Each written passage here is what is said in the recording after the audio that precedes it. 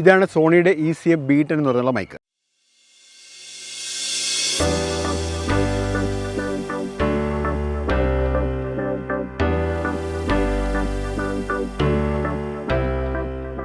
വളരെ അഡ്വാൻസ് ആയിട്ടുള്ള digital ഓഡിയോയിൽ record ചെയ്യാൻ പറ്റുന്നൊരു മൈക്കാണ്. പക്ഷേ ഇത് ഉണ്ടാക്കിയത് സോണി വേറെ ആരും ഉപയോഗിക്കരുത് എന്നുള്ള ഉദ്ദേശത്തോടു കൂടെ ഉണ്ടാക്കിയൊരു മൈക്കാണ്. കാരണം ഇത് സോണി ക്യാമറകളിൽ മാത്രമേ ഇത് ഉപയോഗിക്കാൻ പറ്റുള്ളൂ.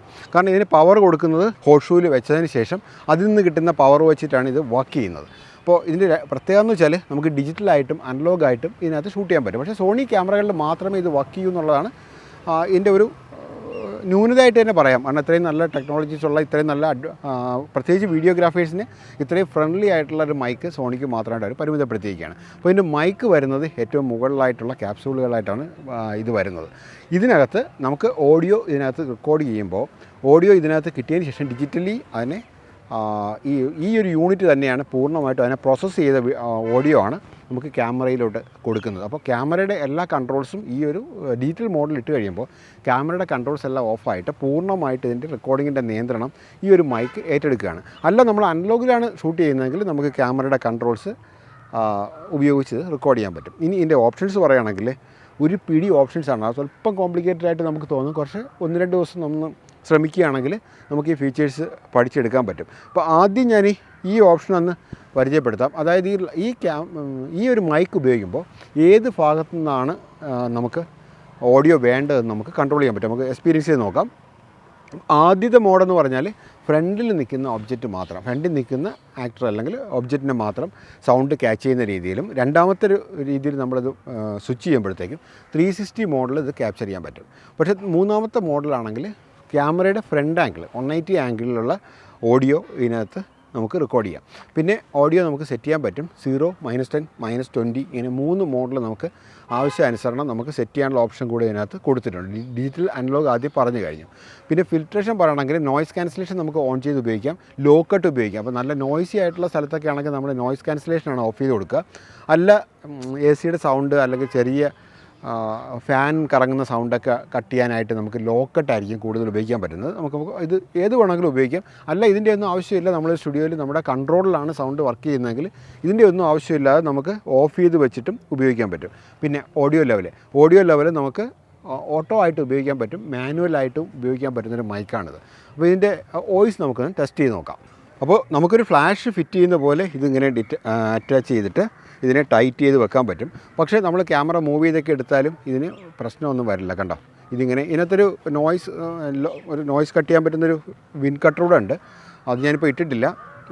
കാരണം അത് ഇടുമ്പോൾ ഈ വിൻഡിൻ്റെ എഫക്റ്റ് കുറയ്ക്കാൻ വേണ്ടിയാണ്, കാറ്റ് പിടിക്കാതിരിക്കാൻ വേണ്ടിയാണ്. അപ്പോൾ നമ്മളത് അനക്കി ഒക്കെ ഷൂട്ട് ചെയ്താലും നോയ്സ് ഉണ്ടാവാതിരിക്കാൻ വേണ്ടിയാണ്. വളരെ ഫ്ലെക്സിബിളായിട്ട് അത്യാവശ്യം നന്നായിട്ട് ചെയ്യാൻ പറ്റും. ഇനി നമ്മൾ ഓരോ ഓപ്ഷനായിട്ട് നമ്മൾ ടെസ്റ്റ് ചെയ്യാൻ പോവുകയാണ്.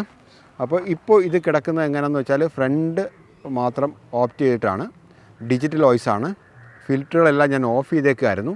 ഞാനിപ്പോൾ നോയ്സ് കട്ട് ഓൺ ചെയ്തു, അപ്പോൾ 0-ലാക്കി. ഇനി ഞാൻ എൻ്റെ ഫ്രണ്ട് വോയിസ് ഒന്ന് ടെസ്റ്റ് ചെയ്യാം. ഇപ്പോൾ നമ്മൾ റെക്കോർഡ് ചെയ്യുന്ന വേറൊരു ക്യാമറയിലാണ്. കാരണം ഈ വോയിസ് മാത്രം ഇതിൻ്റെ ആയിരിക്കും, പക്ഷേ റെക്കോർഡ് ചെയ്യുന്ന വേറെ 2 ക്യാമറ ഇപ്പോൾ റെക്കോർഡിംഗ് ആണ്. ഇപ്പോൾ ഫ്രണ്ടിൽ നിന്നാണ് ഈ ക്യാമറയുടെ സോണി ക്യാമറയുടെ ഫ്രണ്ടിൽ നിന്നാണ് ഞാൻ സംസാരിക്കുന്നത്. ഫുട്ടേജ് എടുക്കുന്നത് വേറൊരു ക്യാമറയിലാണ്. അപ്പോൾ ഈ വോയിസ് നിങ്ങൾക്ക് മനസ്സിലായി കാണുള്ളൂ. ഞാൻ ഇപ്പം ബാക്കിലോട്ട് വരുന്നു, എൻ്റെ ലെങ്ത് ഏകദേശം മനസ്സിലാവുന്നുണ്ടാവും. ഇനി അടുത്തൊരു ഓപ്ഷൻ നമുക്ക് ടെസ്റ്റ് ചെയ്ത് നോക്കാം. ഞാനിപ്പോൾ സംസാരിച്ചുകൊണ്ട് ഇതിന് അടുത്തോട്ട് വരുവാണ്. ഓക്കെ, അപ്പോൾ ഇനി നമുക്ക് ഇതിൻ്റെ ഫ്രണ്ട് മൈക്ക് എങ്ങനെയാണ് വർക്ക് ചെയ്യുന്നതെന്നുള്ളത് നമുക്ക് നോക്കാം. ഫ്രണ്ടിലോട്ട് വരുവാണ്. ക്യാമറയുടെ 4 ചുറ്റും നടന്നിട്ടാണ് ഇപ്പോൾ സംസാരിക്കുന്നത്. അപ്പോൾ ആ വോയിസിൻ്റെ ഒരു രീതി മനസ്സിലുണ്ടാവും. പക്ഷേ അത്യാവശ്യം നോയ്സ് ഇത് ക്യാച്ച് ചെയ്യുന്നുണ്ടാവും. ഇനി അടുത്തൊരു ഓപ്ഷൻ നമുക്ക് ടെസ്റ്റ് ചെയ്ത് നോക്കാം. ഞാനിപ്പോൾ സംസാരിച്ചുകൊണ്ട് ഇതിന് അടുത്തോട്ട് വന്നു. ക്യാമറയുടെ ബാക്കിൽ എത്തിയിട്ട് ഞാൻ ഈ ഓപ്ഷൻ ഒന്നുകൂടെ സ്വിച്ച് ചെയ്യുകയാണ്. 360 ഞാൻ എത്തിയിട്ട് ക്യാമറയുടെ ബാക്കിൽ നിന്നിട്ടാണ് ഞാനിപ്പോൾ സംസാരിക്കുന്നത്. ആ 3rd ഓപ്ഷനിലാണ് കൊണ്ടുവന്നേക്കുന്നത്. ഇപ്പോൾ 180 ആംഗിളിൻ്റെ ഫ്രണ്ടിലോട്ട് നമ്മൾ എത്തിയിട്ടുണ്ട്. Hello mic test, hello mic test 1 2 3 hello. അപ്പോൾ ഇപ്പോൾ ഞാൻ വീണ്ടും 360 ഡിഗ്രിയിൽ ബാക്കിൽ എത്തിയിട്ടുണ്ട്. ഇനി വീണ്ടും ഞാൻ ആ ഓപ്ഷനെ ഒന്നുകൂടെ മാറ്റുവാണ്. ഇതിൽ നിർത്തിക്കൊണ്ട് തന്നെ ഇതിൻ്റെ നോയ്സ് ക്യാൻസലേഷനെ ഞാനൊന്ന് മാറ്റിയിട്ട് ലോ കട്ട് മാത്രം ആക്കുവാണ്. അപ്പോൾ എന്താ വ്യത്യാസം നമുക്ക് നോക്കാം. ഇപ്പോൾ നോയ്സ് ക്യാൻസലേഷൻ ഓഫാണ്, ലോ കട്ടിലാണ് ഞാൻ സംസാരിക്കുന്നത്. അപ്പോൾ സാഹചര്യം ഒന്നും മാറിയിട്ടില്ല, ഏകദേശം അതേ അറ്റ്മോസ്ഫിയറിൽ തന്നെയാണ്. എന്തോ ഒരു എന്തോ ഒരു വണ്ടി വരുന്നൊരു സൗണ്ട് വരുന്നുണ്ട്. അപ്പോൾ ആ സൗണ്ട് ഇതിൽ കിട്ടുമെന്നാണ് ഒരു പ്രതീക്ഷ. ഇനി അടുത്ത ഓപ്ഷനിലോട്ട് നോക്കാൻ പറ്റും. ഇനി നമുക്ക് ഈ രണ്ടും ഓഫ് ചെയ്യുകയാണ് ഞാൻ. അതായത് ഫിൽറ്ററുകളെല്ലാം ഓഫ് ചെയ്യുകയാണ്, ലോക്കറ്റ് ഓഫ് ചെയ്തിട്ടുണ്ട്. അതുപോലെ തന്നെ ഒരു കൺട്രോൾസും ഇല്ലാതെ ഫുള്ള് ഓഫ് ചെയ്തിട്ടാണ് ഞാനിപ്പോൾ സംസാരിക്കുന്നത്.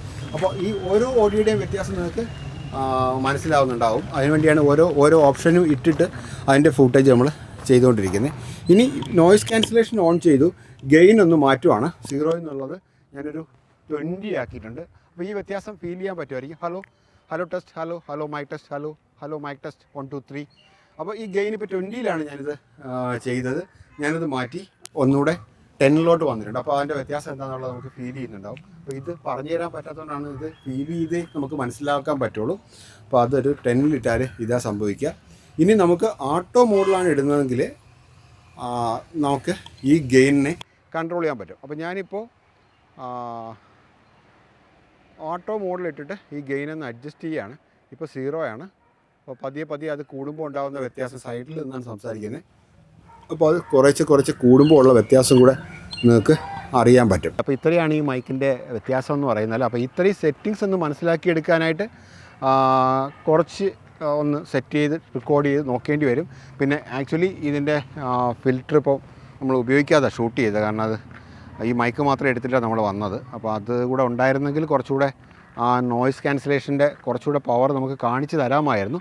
ഇനി നിങ്ങൾക്കൊരു വിൻകട്ടർ എടുക്കാൻ മറന്നുവെങ്കിൽ വളരെ സിമ്പിളായിട്ടുള്ള മാർഗ്ഗം, നിങ്ങളുടെ സ്പെക്സിൻ്റെ തുടക്കാൻ ഉപയോഗിക്കുന്ന ഒരു തുണിയോ മറ്റോ അതിനകത്ത് മുകളിലിട്ടാൽ തന്നെ അത് കുറേ വിൻഡ് അവിടെ കട്ട് ചെയ്യാൻ പറ്റും. അപ്പോൾ ഇതാണ് ഈ ഒരു മൈക്കിൻ്റെ അഡ്വാൻറ്റേജ് എന്ന് പറഞ്ഞാൽ. ഏത് സ്ഥലത്തും ഈസി ആയിട്ട് ഉപയോഗിക്കാൻ പറ്റുന്നൊരു മൈക്കാണ്. പക്ഷേ ഈ മൈക്ക് ലോഗേഴ്സിന് ഞാൻ അധികം റെക്കമെൻഡ് ചെയ്യുന്നില്ല. കാരണം ഈ ഒരു ഫീച്ചേഴ്സ് ഒന്നും ലോഗ് ചെയ്യുന്നവർക്ക് ആവശ്യമില്ല. അവർക്ക് എപ്പോഴും ഫ്രണ്ട് ക്യാച്ച് ചെയ്യാനുള്ള അല്ലെങ്കിൽ ക്ലോസ് ആയിട്ട് നോയ്സ് ഒട്ടും ഇല്ലാതെ ക്യാച്ച് ചെയ്യാൻ പറ്റുന്ന മൈക്കുകളായിരിക്കും കൂടുതൽ ബെറ്റർ ആയിട്ടുള്ളത്. പക്ഷേ നിങ്ങൾ ലോഗ് ചെയ്യുമ്പോൾ ആംബിയൻസ് സൗണ്ട് അത് നിങ്ങൾക്ക് വേണമെന്നുണ്ടെങ്കിൽ ഇതിന് നല്ലൊരു മൈക്ക് വേറെ കിട്ടാനില്ല എന്ന് തന്നെ പറയാൻ പറ്റും. വെഡ്ഡിംഗ് ഒക്കെ ചെയ്യുന്നവർക്ക് വളരെ ഉപയോഗപ്രദമായൊരു മൈക്കാണെന്ന് ആദ്യം പറഞ്ഞില്ല. കാരണം അവിടെ എന്താണോ നടക്കുന്ന ആംബിയൻസ് അതുപോലെ നിങ്ങൾക്ക് ഒപ്പിയെടുക്കണമെങ്കിൽ വൺ ഓഫ് ദ ബെസ്റ്റ് മൈക്കാണ്. പക്ഷേ ഇതിൻ്റെ വിൻഡ് കട്ടർ മസ്റ്റായിട്ട് ഉപയോഗിക്കുക. അല്ലാന്നുണ്ടെങ്കിൽ വിൻഡിൻ്റെ ഒരു നോയ്സ് നിങ്ങളെ ശല്യം ചെയ്തുകൊണ്ടിരിക്കും. പിന്നെ നമ്മൾ എഡിറ്റിംഗ് സമയത്ത് അത് ക്യാൻസൽ ചെയ്ത് കളയാൻ വളരെ ബുദ്ധിമുട്ടാണ്. അപ്പോൾ ഏകദേശം 19,000 രൂപയാണ് ഈ ബീറ്റൻ മൈക്കിൻ്റെ വില. ബജാജ് ഫിനാൻസും ലഭ്യമാണ്.